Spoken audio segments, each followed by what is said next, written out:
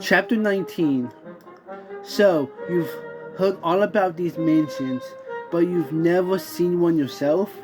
Bobbie asked him as they traveled across the overworld by light of the noon. I actually did see one once, Ben told her, from the outside at a safe distance. I heard all sorts of stories about what might be stalking around inside, and I figured I wasn't ready for that sort of challenge. He looked up at the moon. That was before I met Logan. He really helped me refine my skills. I'm ready for a woodland mansion now, he hoped. They had left the swamp behind them and were traveling back through the savanna region surrounding Savannahtown. It was warm, like the swamp, but without all the murky water. Ben was relieved not to have a devote not to have to devote so much mental energy to watching his step, but particularly since they needed to be on the lookout for hostile creatures. For once, they weren't trying to avoid dangerous mobs. In fact, Ben was hoping to find a bit of trouble. It didn't take long. These trees here were sparse, giving them a good view of their surroundings. In the dead of night, monsters were never hard to come by. I see something, whispered Bobbie. To the northwest.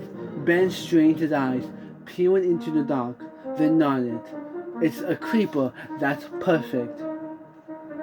You have a real definition. You have a real definition of perfect, said Bobbie. Aren't creepers the ones who blow up? When you get close, yeah, said Ben. He ducked behind a tree and gestured her for her to do the same. That means the timing of your attack is critical, and that's the exact lesson you need to learn. Bobbie looked over her shoulder at him, and as she tied her brother's lead to a post. My timing was pretty good against that spider in Savannahtown. Yeah, but I was drawn into attention with my strategic weapon, Ben said. What about the siege on your village? Did you fight any zombies that night? Sort of, Bobbie answered, but I didn't defeat any. I would hit the one before it could recover. That's what I'm talking about, said Ben. It's easy enough to hit an enemy one time, but when a mob is coming after you, when it's actually fighting back, you need to choose your moments carefully.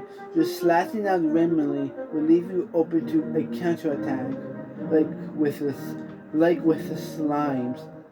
Like with slimes, said Bobbie.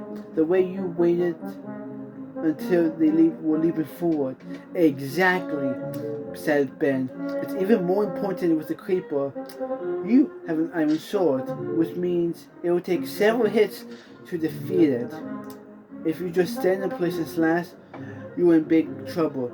Kaboom? Asked Bobbie. Kaboom, Ben confirmed. Focus on your footwork. Keep some distance between you, then dart forward and slash when you see an opening. Bobbie hefted her sword. She had a good grip, but Ben could see the doubt in her eyes. You got this, he said. You're smart, and that's what wins a fight. He thought about that for a second. Sometimes a diamond sword wins a fight, but we work with what we have. As they approached the creeper, Ben let Bobbie walk ahead of him. He kept close, though, and he had his sword at the ready. If her timing was off, if she got into trouble, he would have only seconds to step in and help her. But he needed have her wait. Bobbie was a natural. Once the creeper had noticed her, she held her ground, letting it come to her, then battering away with the sword as soon as it come within reach. She did as Ben told her, keeping her sword up as she stepped back, then lunging forward to attack. Bobbie leaped up and cheered when the creeper at last fell over and evaporated in a burst of harmless dust.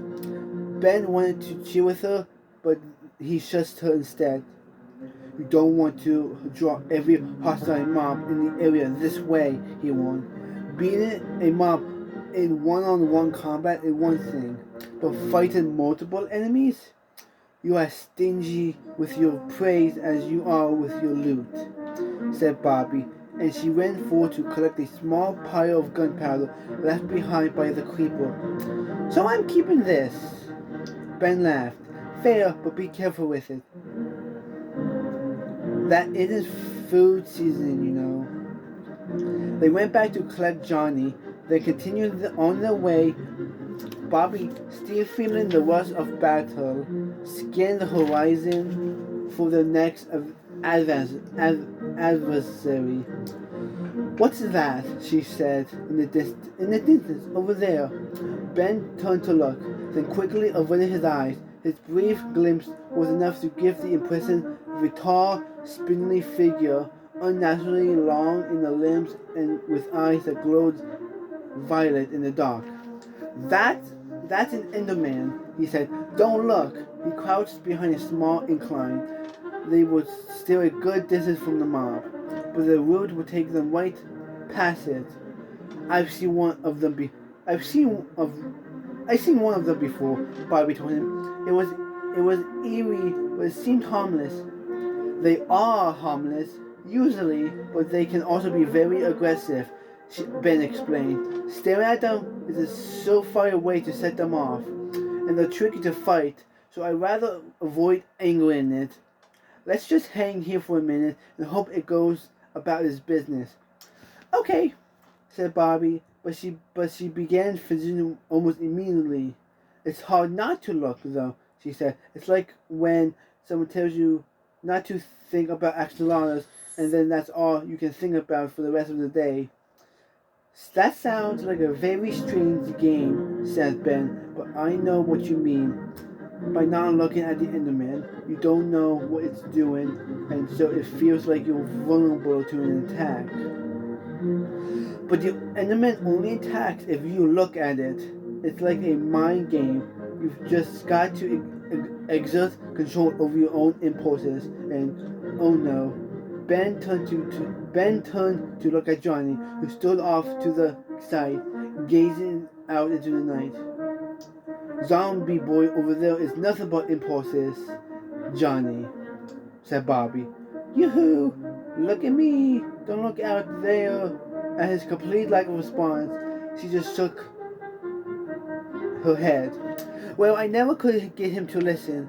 She sat in silence for a moment, then turned back to Ben. "How much of him is still in there, do you think? When we kill him, will he remember any of this?" "I have no idea," said Ben, and he leaned against the grassy hillock at his back. "I mean, how much do you remember about being a baby? We tend to forget all sorts of things." "I don't remember much," Bobbie agreed. Ben hesitated before he pressed on. So you, have you always lived in Plaintown?" he asked. From there.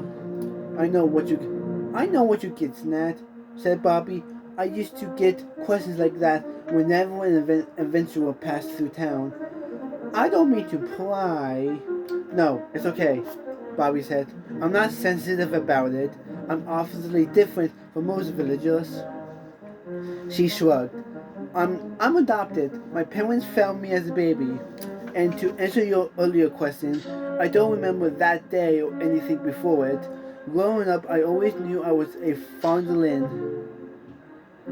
They never hid that from me, but they've always been my parents, as far back as I remember." She looked suddenly solemn. "Oh, they were my parents. I keep forgetting they're not back home waiting for me." Ben wasn't entirely comfortable with displays of emotion, but he knew better than to let those words hang in the air unacknowledged.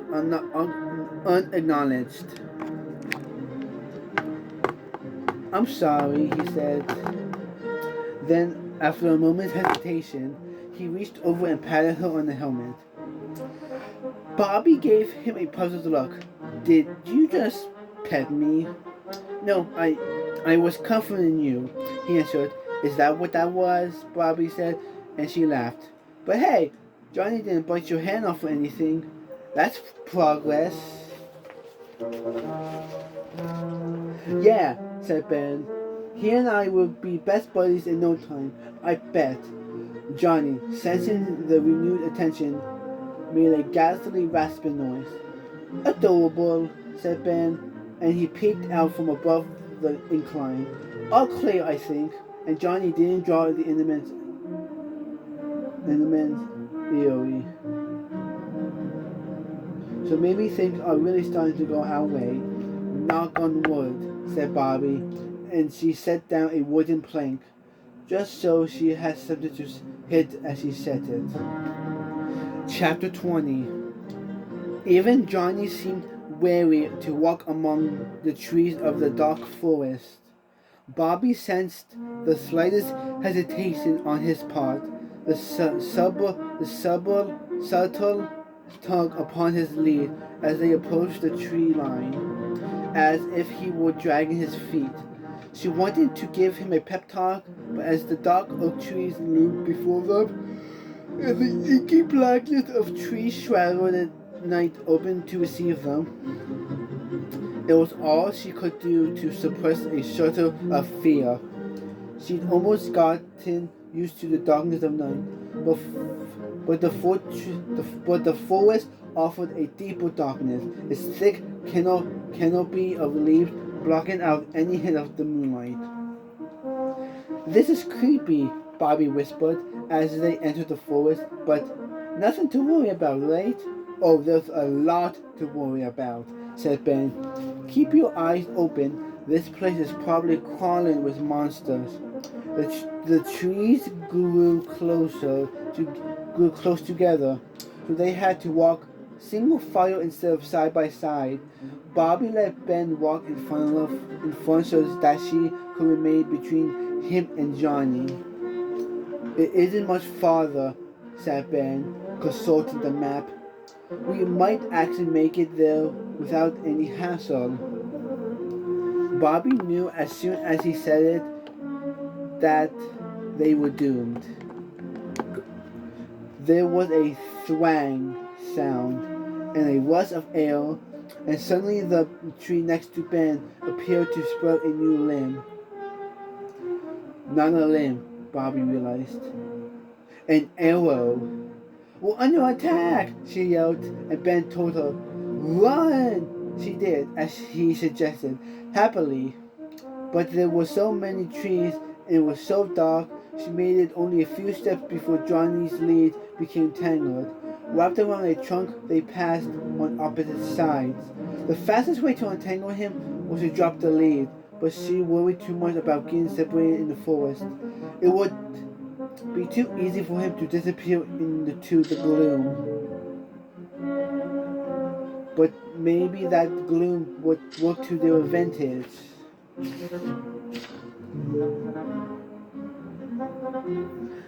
Maybe they already evaded their attacker. No such luck. Bobbie looked back in the direction they'd fled from. She could see movement in the gloom, a shock of white, a ghoulish face, and a bow aimed directly at her. Before Bobbie could react, Ben was there, stepping in front of her and batting the arrow aside with his shield. Wow, thanks, said Bobbie. I say don't mention it, but I live for the praise, said Ben, and he ran ahead, closing the distance between him and the attacker in 4 quick strides. Bobbie watched to be certain he had the upper hand before she turned away and set to untangle Johnny's lead. For his part, her brother simply stood in place, blinking. One skeleton down, said Ben. I got some more arrows from it, and look, it's fresh. He held a bone out to Johnny. who sniffed it with suspicion before snatching it from Ben's grip. He sat down in the dirt and immediately to gnawing on it, and said immediately to gnawing on it. You know, that's still creepy, said Ben. I'm sorry, said Bobbie. I was no help at all. Oh, I wouldn't say that, Ben said. You drew its fire long enough for me to get into striking distance. He hefted his sword, which appeared blunted with overuse. I still wish I had a better blade, though. It took forever to hack it up, and was making too much noise. I have a feeling we're about to be overwhelmed. What can we do? Asked Bobbie. So we try to tunnel the rest of the way? Right idea, wrong direction. Ben smirked. You're not afraid of heights, are you? Bobbie hadn't thought she was afraid of heights, but she never really put that into the test.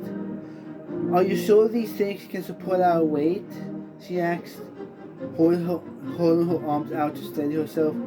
Pretty sure, Ben answered, as long as you don't make a wrong step. Bobbie gripped the lead more tightly. Stay close, Johnny, she said. Step where I step. Johnny, gnawing on his bone, made no reply. They had taken to the canopy, crossing the breadth of the forest by way of its verdant rooftop. Shadowy shapes lurked far below them.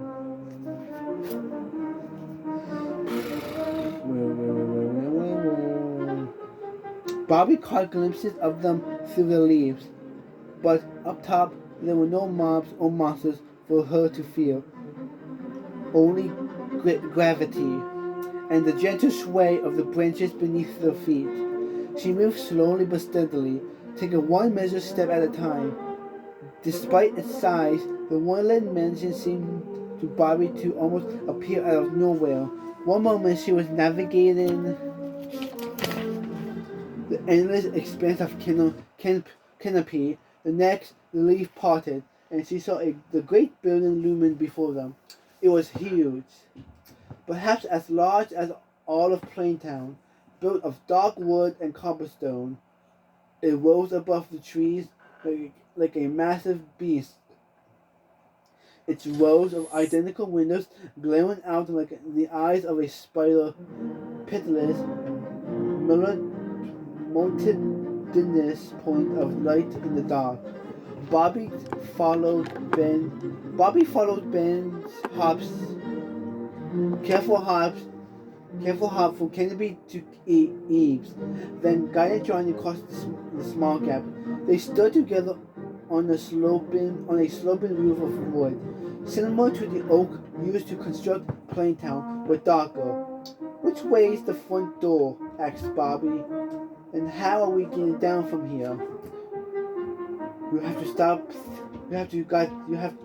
got to stop thinking like a villager, said Ben, and with his sword he shot the nearest window. Ta-da! One entrance. Bobbie gasped. That's hardly going to endure us to whoever lives here.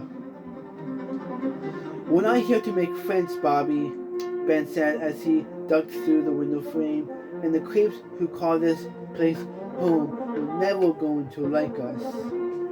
Bobbie followed him inside, pulling Johnny in behind her. They were in some kind of dining room with potted flowers placed on top a long table and simple chandeliers hanging from the ceiling. Nearly everything was made of wood. It's sort of cozy, Bobbie said. Determined to be positive, the truth was the house had an unsettling atmosphere. Ben affected a spooky voice. If you like it here, then perhaps you will stay forever. He raised his hands in front of her face and made ghostly noises. She slapped his hand away. You're not funny or scary or whatever it is you're trying to be. Charming, said Ben, pretended to pout. The answer is always charming. Then you're way off the mark, teased Bobbie. I won him over, said Ben.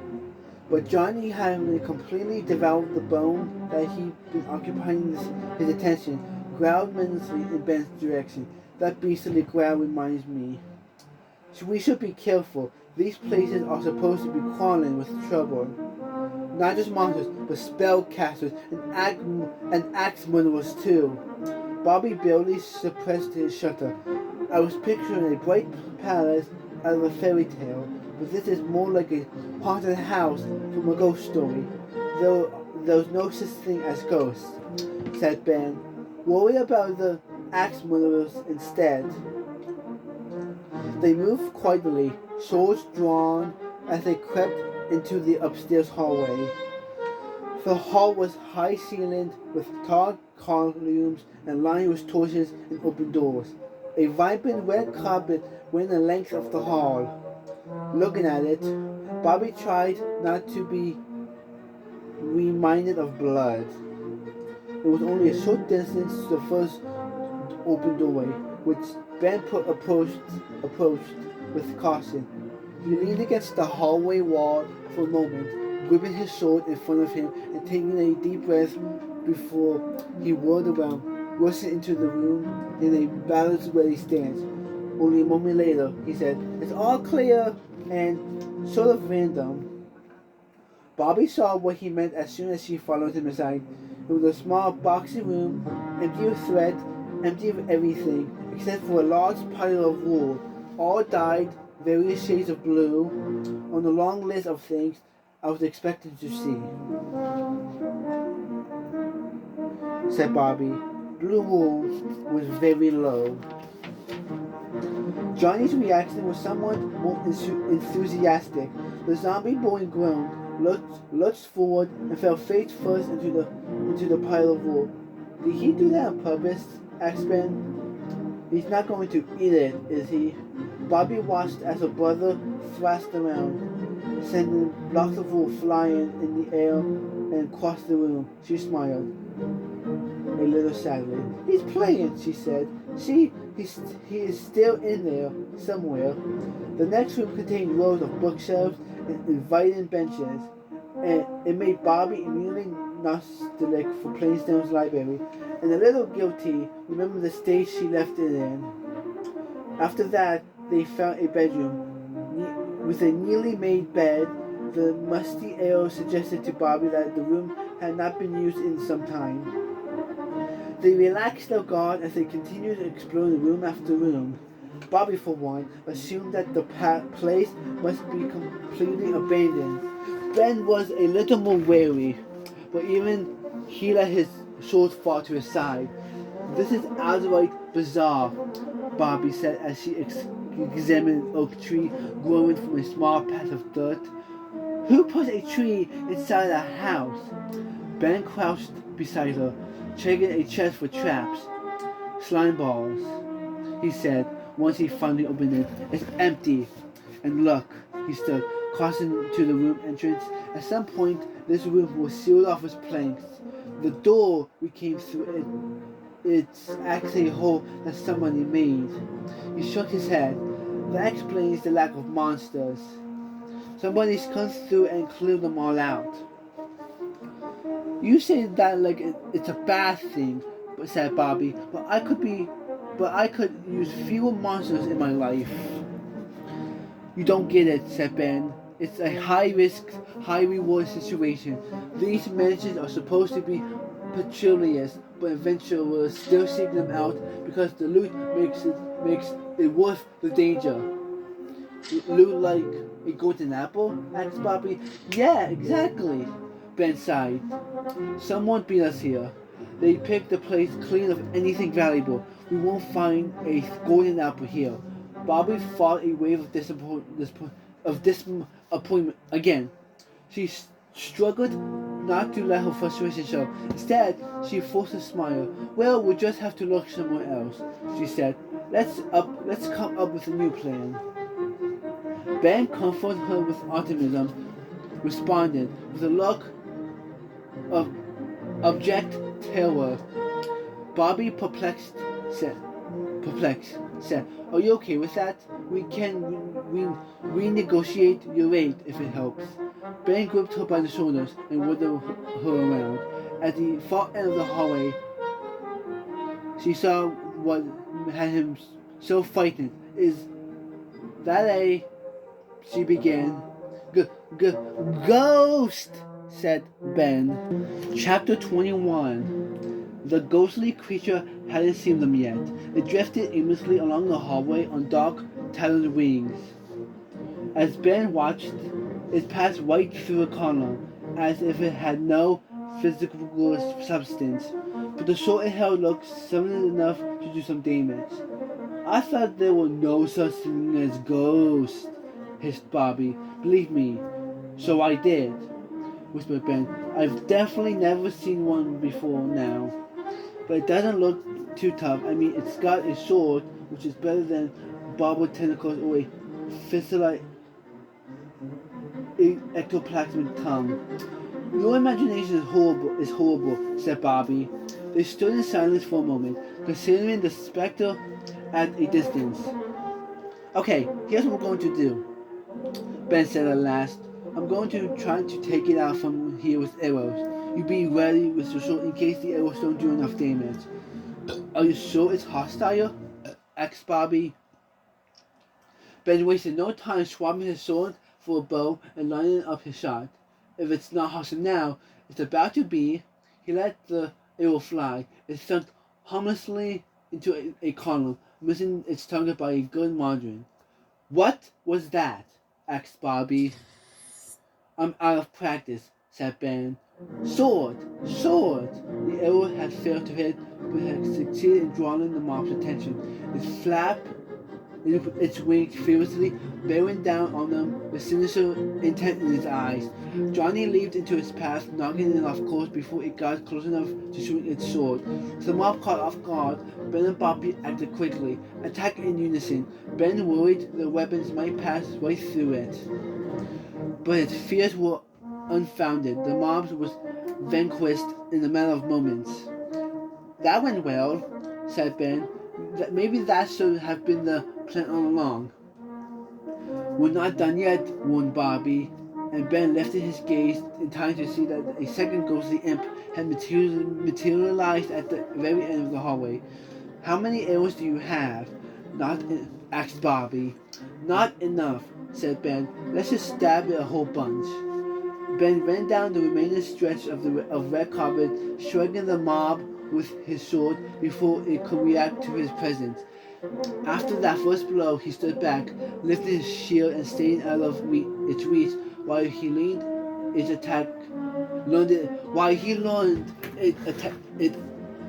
attack patterns. In the meantime, Bobbie snuck around behind him. Trapped between them, the mob proved easy prey. Did you see where it came from? Ben asked. Did it just appear out of nowhere? Not nowhere, said Bobbie, and she pressed a hand to the wall. It came right through this wall, but there's no door. Well, said Ben. I know, Bobbie smirked. Put her sword away and pulled out a pickaxe. I need to stop thinking like a villager, right?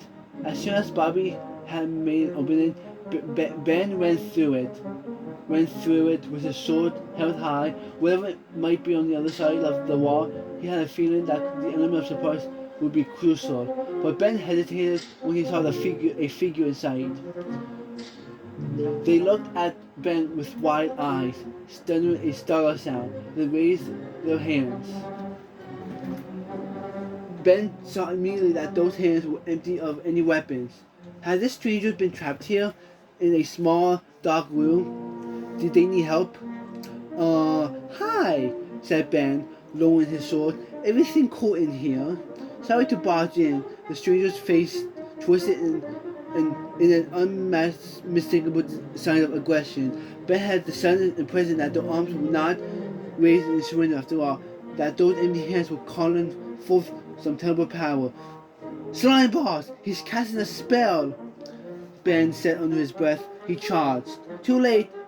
With a word of command, it sounded like Wolo, wolo. The spellcaster summoned a ring of traps, one of which appeared just beneath Ben's feet. It snapped shut, like a mouth lined with razor-sharp fangs, and Ben was pinned in place. The pain was excruciating, like being stabbed with a half dozen swords out all at once. Through the haze of pain, Ben chided himself for dropping his guard. It was Bobbie's fault. She had rubbed off on him in the worst way possible. In the worst possible way. And now her talk first, fight later approach was going to get him killed. An arrow whizzed by his ear, dodging itself in the spellcaster's shoulder. They barked in pain and surprise, then turned to flee. The trap released its grip on Ben, and he staggered to the floor. Nice shot, he said through teeth clenched in pain. Thanks, said Bobbie. I just tried to do the opposite of what you did. So far, it's working out for me. Happy to help, wheezed Ben, and he rose unsteadily to his feet. The spellcaster, Ben recognized it, now as an evoker, was a dangerous foe, but when only a simple robe, they were also a vulnerable one. The evoker was attempting to escape, but there was no other exit from the room. Ben and Bobbie had them cornered. This time, Ben showed no mercy. With the wicked wizard backed up against the wall, he brought his sword down while Bobbie continued firing arrows from a distance. The foe finally collapsed, then turned to dust. They dropped some loot, Ben said, but he sat back on the floor. Grab it, would you? I need to eat something to get my strength back. While Ben munched on a slice of melon, Bobbie bent to retrieve the unfamiliar item. It's some kind of doll, she said. It's familiar, but from where? She held it out for Ben to see. It was a golden idol, humanoid in shape, with bright green eyes. I've never seen anything like it, he said. Johnny, whose lead Bobbie had dropped in the commotion, wandered over to sniff at the item. Evidently decided it was indeed inedible. He wandered off again. Hold on, said Bobbie. And she stashed the idol in her inventory, then pulled out the witch's journal and began flipping through it. Aha! She said, tapping at the open page. It's in here. It's some sort of magic relic. There's a picture of a skull with an X drawn over it. She looked up at Ben. Maybe it's a weapon against skeletons? Sounds valuable, Ben said. Let's hold on to it. He felt his strength returning, but the memory of those fangs was hard to shake. Who knows what else we're going to run into in this place?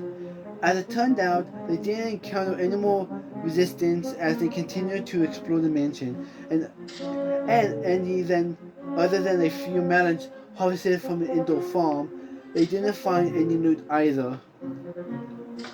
Whoever ransacked the place must have missed that hidden room, Ben said as they stood in the entrance hall on the ground floor.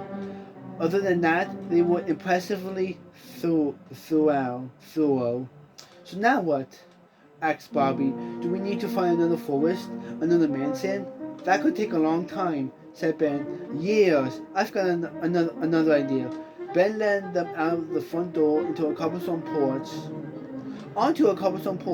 surrounded by dark oak trees. The canopy extended right up to the mansion's walls, and though it was day, the shade was deep and unbroken, protecting Johnny from direct sunlight.